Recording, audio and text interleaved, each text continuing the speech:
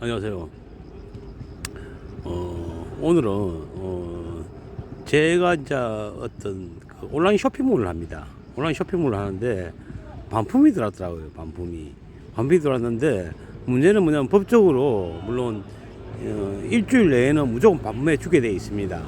근데 반품 문제는 뭐냐면 반품해 주는 게 문제가 아니고 반품 택배비를 누가 부담할 것이냐 이게 중요한데, 그러니까 저희 물건에 문제가 있다면 저희가 택배비를 부담해야 됩니다. 근데 그게 아니고 고객의 그냥 단순 변심 같은 경우에는 고객이 택배비를 왕복 택배비를 부담하게 돼 있는 게 기본적인 법입니다. 법이고 그 일반적인 관행이거든요. 근데 저희들한테 반품이 들어왔는데 사유가 그런 거예요. 택배비는 저희한테 부담시키면서 그쪽에서 적어놓은 어떤 사유가 아닌 것 같아요. 그러니까 자기 취향이 안 맞다는 거죠. 자기 취향이 안 맞으면서 반품 택배비는 저희한테 부담시킨 이런 어떤 좀 보면 좀 비이성적이고 볼상식하는 그런 어떤 식의 반품을 했더라고요. 그래 그 생각을 하면서 뭐 이래저래 뭐 사와가지고 그냥 막 사와봐야 제 생각에는 괜히 막 정신적 어떤 그런 어떤 스트레스가 택배비 왕복 택배비 5,000원보다는 더 가능할 것 같아가지고 그냥 막 적당히 막 반반씩 하고 이렇게 말았는데 밖에 나가가지고 사람이 왜 이렇게 몰상식할까? 왜 이렇게 어떤 가정으로 살아왔기 때문에 이래 사람이 몰상식한 어떤 그런 행동을 할까라는 부분에서 고민을 해봤습니다. 뭐 대개 보면 그렇잖아요. 사람이 도덕적으로 살지 못하는 이유가 첫 번째가 무지해서 그렇다.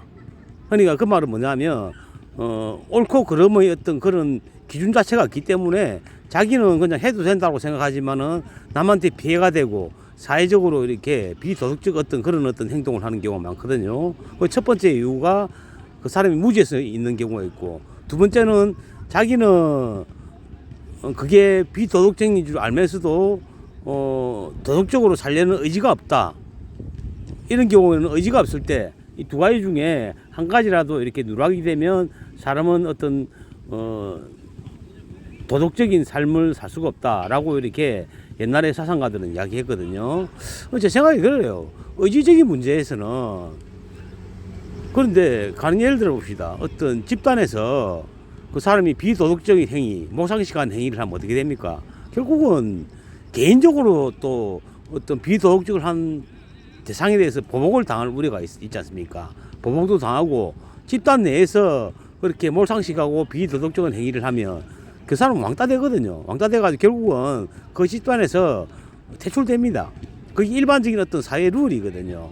그런데 그러니까 사람은 사회에 사는 의지를 갖다가 일부러 이렇게 가지는 게 아니고 주변의 어떤 그런 어떤 사회생활을 하면서 주변의 어떤 상황들이 그런 의지를 안 가지고는 안 되게 돌아가거든요. 그런 사회 자체의 어떤 그런 흐름들이 돌아가기 때문에 어쩔 수 없이 자기는 왜냐하면 도덕적인 비도덕적인 행위를 함으로써 얻는 이익보다 잃는 게 더 크다 보니까 스스로 이렇게 의지를 가질 수밖에 없는 게 현실입니다. 그러면 문제는 뭐냐면 첫 번째 경우인데 그런 것 같아요. 어떤 자기 그 사람은 제가 생각에는 그래요. 뭐 이렇게 자기가 몰상식한 행위를 하는지 몰랐을 거라는 저는 생각을 하거든요. 근데 그거는 그래요. 뭐 도덕적으로 살자, 남한테 배려하자, 어떤 상식적으로 살자 이렇게 다짐한다고 될 문제가 아니라고 생각합니다. 그거는 뭐냐면 왜냐하면 너무 다양하거든요. 어떤 상황에서 어떻게 행동하는 게 상식적인 행위이고 도덕적인 행위인지는 너무 다양하기 때문에 그냥 몇 마디 말의 어떤 그런 걸 암기한다 해가지고 해결될 문제가 아니라고 생각합니다. 그렇기 때문에 수많은 어떤 상황에서 사람은 그 어떤 그런 문제에 대해서 어떻게 생각하고 있고 사회적으로 그리고 이 문제 이 부분에 대해서 어떻게 판단하고 있는지 이런 부분들에 대한 지식을 설득을 해야 되거든요. 결국은 그것 때문에 책을 읽는 게 아닙니까? 우리가 하는 경험해봐야 몇 명이 이렇게 뻔하거든요. 몇 명의 뭐 수십 명 만날라나? 그거 가지고 너무 작다는 거죠. 어떤 그런 어떤 무엇이 옳고 그름인지에 대한 데이터를 습득하기에는 너무 어떤 그 경우의 수가 작고 표본이 작고 데이터가 작다는 거죠. 그것만 가지고는 절대 어떤 우리가 살면서 살아가야 될 상황에 대한 판단의 근거로서 어떤 데이터가 약하다는 거죠. 약하고 작다는 겁니다. 그렇기 때문에 우리가 그걸 보충하기 위해서 교육을 학교 다니는 거고 책을 읽는 거거든요. 그렇기 때문에 제 생각에는 그래요. 어떤 그런 어떤 자기가 상식적이고 도덕적인 삶을 살기 위해서는 일단은 꾸준히 공부하는 수밖에 없습니다. 공부해가지고 이런 경우는 사람들이 기분 나빠하고 그리고 사회적으로도 이런 상황에서는 어떻게 행동하는 게 올바르다라는 어떤 그런 어떤 지식을 습득하는 게 먼저라고 생각을 합니다. 의지는 지가 의지를 굳건히 하지 않더라도 집단에 가서 그렇게 행동을 하지 않으면 지탄을 받고 그 다음에 사회적 어떤 그런 어떤 압박이 들어오기 때문에 어쩔 수 없이 하게 되는 거거든요. 중요한 거는 1차적으로 의지보다는 일단은 그런 어떤 상식과 도덕과 그리고 사회 통념에 대한 이해가 먼저 우선이 돼야 된다. 그러고 그런 것들 하기 위해서는 수많은 어떤 정보들, 책, 신문, 그 다음에 뭐 이런 것들 다양한 어떤 SNS 활동도 간에 포함될 수 있는 거죠. 그런 것들을